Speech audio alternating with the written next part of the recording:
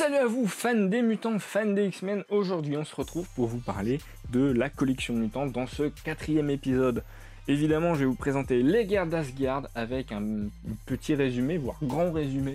Après, je vous donnerai mon avis en tant que jeune lecteur et découvreur des X-Men et du monde mutant. Et ensuite, on passera au X-Quiz. Et pour finir, une légère présentation de Massacre Mutant, première partie, donc le numéro d'après. Allez, c'est parti! Donc pour commencer, les guerres d'Asgard, un superbe récit, encore une fois, écrit par Chris Claremont. Chris Claremont, scénariste que je ne présente plus, qui a fait tellement de choses pendant 16 ans de suite sur les X-Men et même après. Ensuite, on a un petit nouveau pour l'époque, Arthur Adams au dessin. Et là, je suis un peu plus mitigé et je vous expliquerai un peu pourquoi. Allez, c'est parti!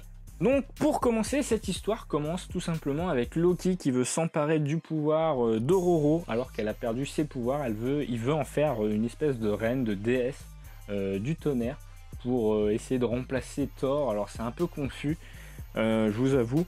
Alors évidemment Ororo a perdu ses pouvoirs, alors il va essayer de faire la mainmise sur elle et il va contacter Amora, sa seconde.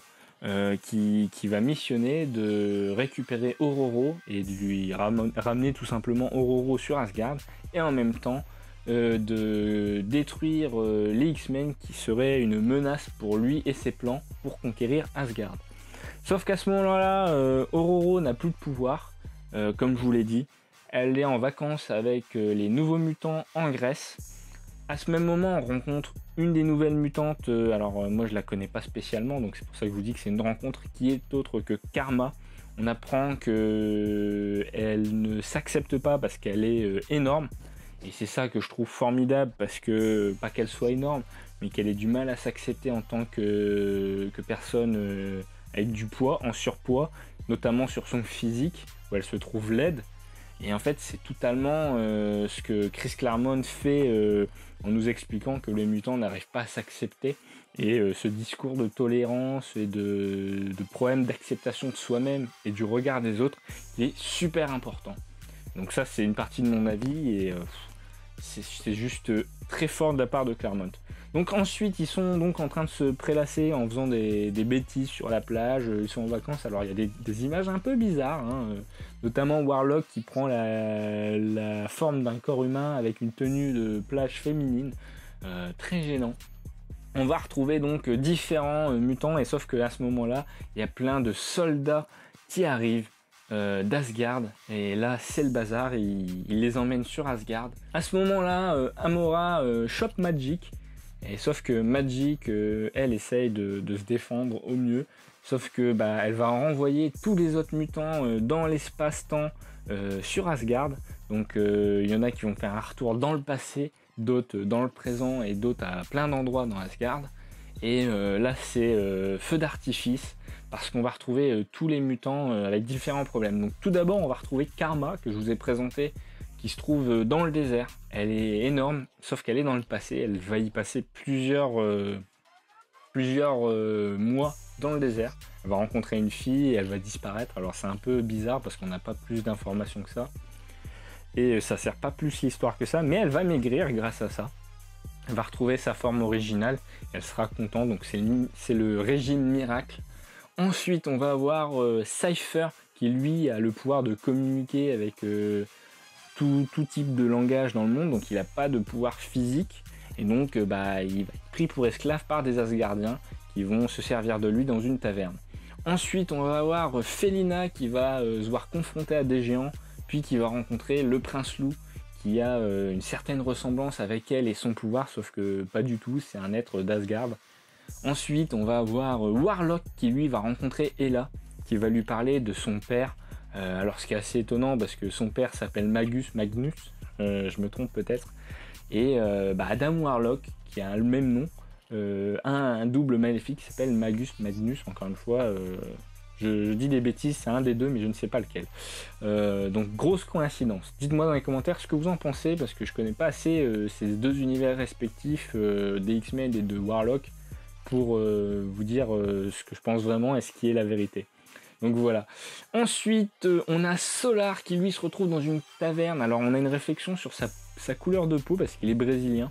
Et les Asgardiens se disent bah attends, un mec avec une peau aussi bronzée, c'est pas un humain, c'est pas possible. C'est un peu raciste, attention, ça m'a un peu gêné, ça m'a même mis mal à l'aise. Et en fait, par ses pouvoirs, il va tout simplement mettre une raclée avec des poings, enfin des bras de fer auprès des Asgardiens, et il va même soulever Volstagg, en se faisant très mal évidemment, mais Volstagg du trio palatin de l'univers de Thor, donc c'est assez marrant, et il va en faire un ami, et il va se sentir à son aise. Ensuite on va retrouver Magma qui elle est chez les elfes, elle va se retrouver vite droguée et transformée en elfe, alors elle vit vraiment un cauchemar la pauvre.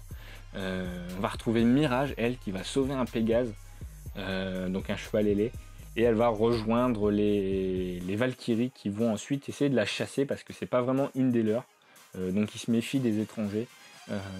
Mais voilà, c'est assez bizarre.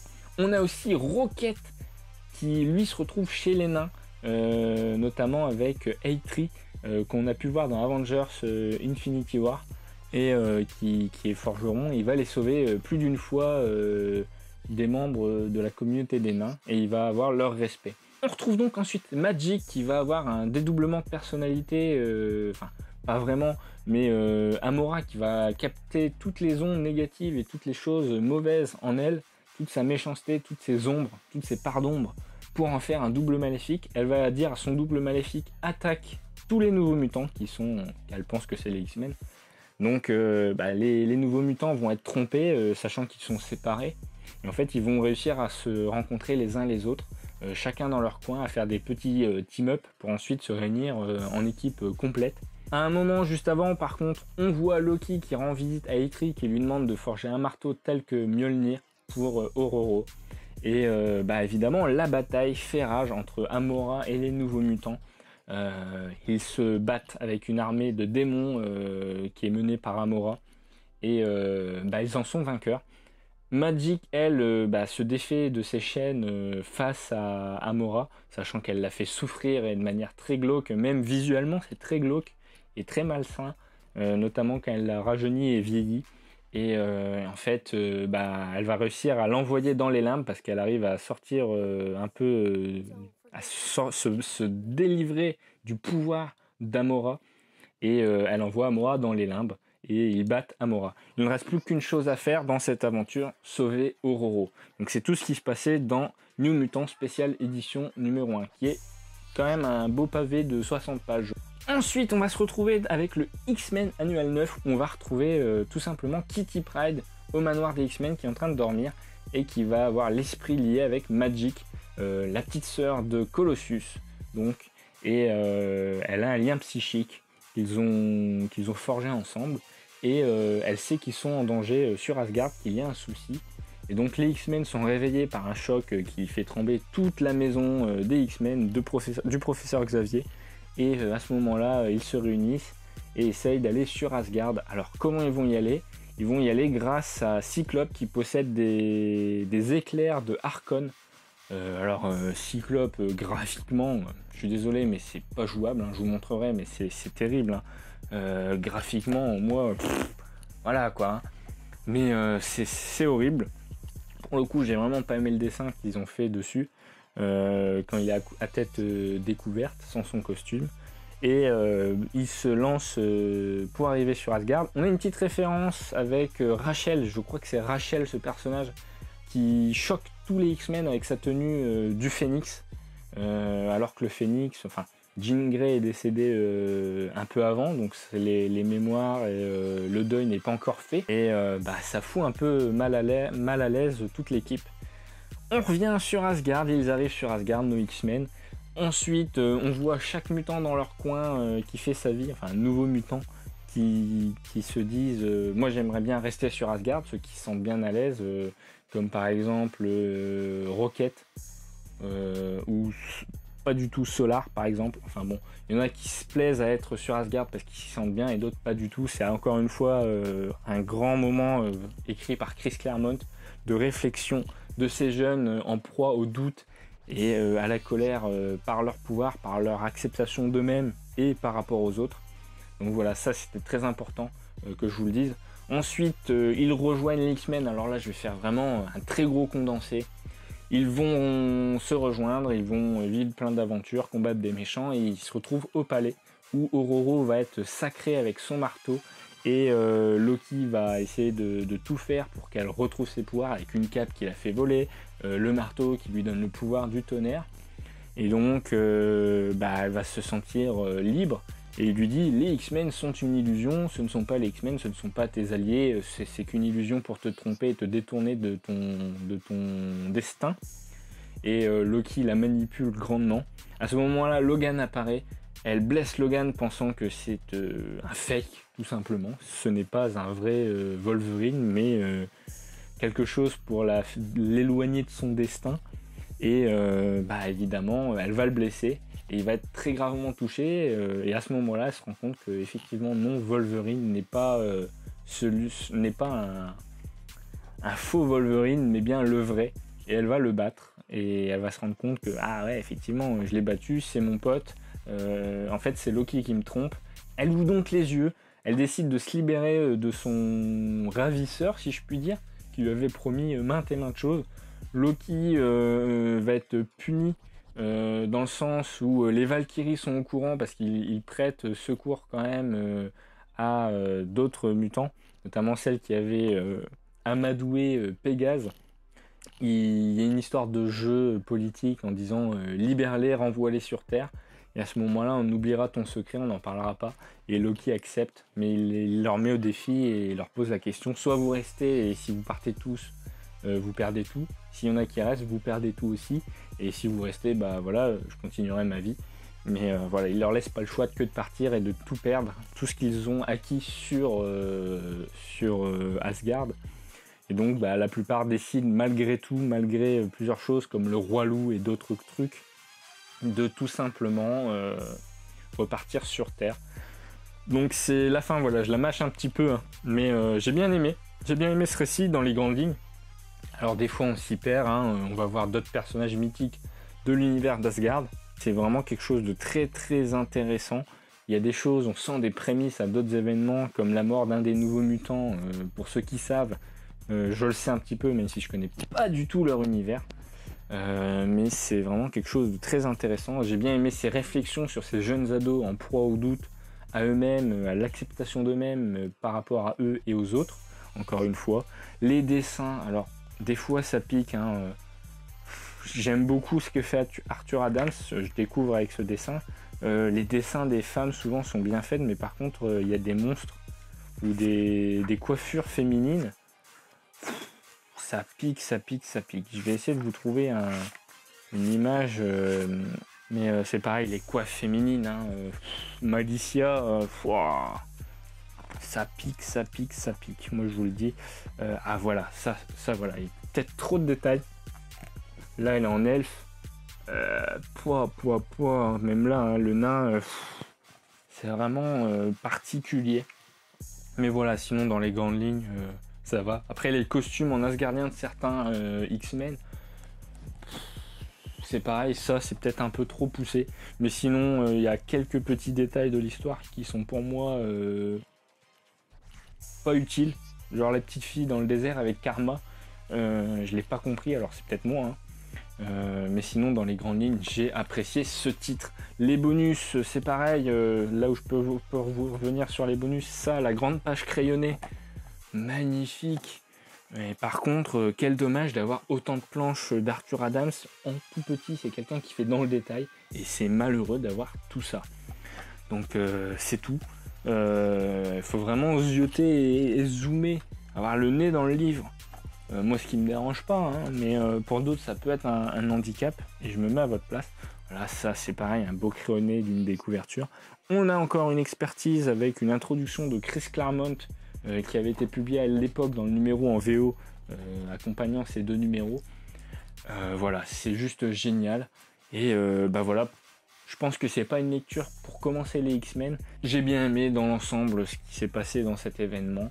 Et je le recommande, mais pas en tant que première découverte autour des X-Men. Je pense qu'il faut être un peu plus expérimenté ou être fan aussi d'Asgard. Mais bon, voilà. On a un bon mix entre Asgard et les Nouveaux Mutants, les X-Men. Mais c'est pas le premier titre, encore une fois, que je vous recommande en priorité. Donc c'est le numéro 22. Ensuite, je vais vous parler du numéro 25, mais juste avant, on va faire le petit X-Quiz. 30 secondes pour trouver quel est le mutant qui se trouve derrière cette silhouette. Et on se retrouve après donc pour le petit unboxing de ce numéro 4. Allez, c'est parti.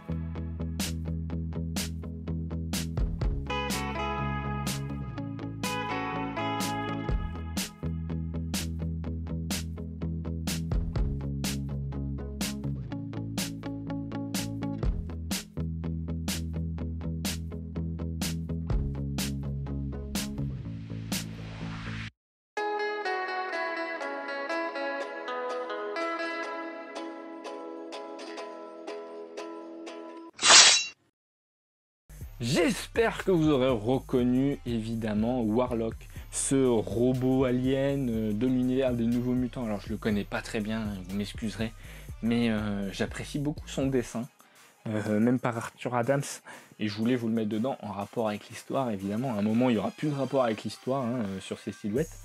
Voilà, j'ai bien apprécié ce personnage et je voulais vous le mettre avant tout. Ensuite, je vais pas vous faire un gros unboxing, c'est déjà déballé.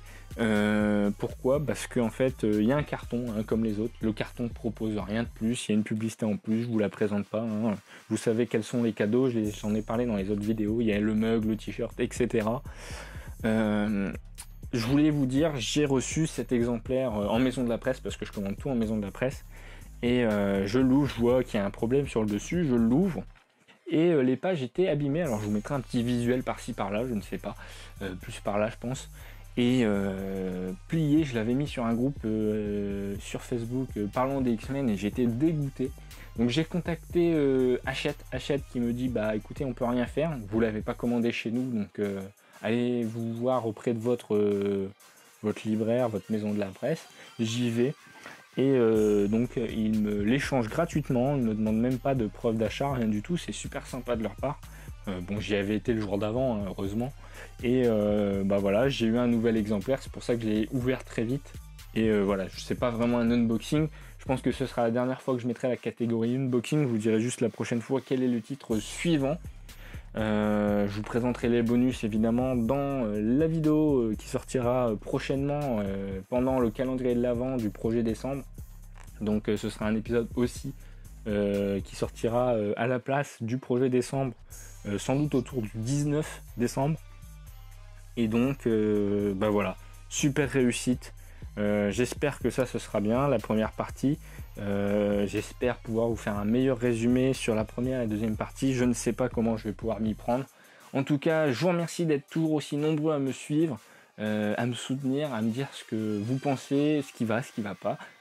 J'accepte évidemment la critique si elle est construite et constructive, sans insulte et dans le respect de tout le monde. Merci de me dire ce que vous avez pensé de cette review en tant que jeune lecteur qui découvre les X-Men. Je suis content encore une fois. Prenez soin de vous, laissez des pouces en l'air si vous aimez tout ça, si vous appréciez ce que je vous propose, et abonnez-vous si c'est toujours pas fait, c'est le meilleur moyen de me soutenir avec tout l'investissement que je fais pour ce format de vidéo. En tout cas, je vous remercie, prenez soin de vous, prenez soin de vos proches, passez de bonnes fêtes et à bientôt. Ciao.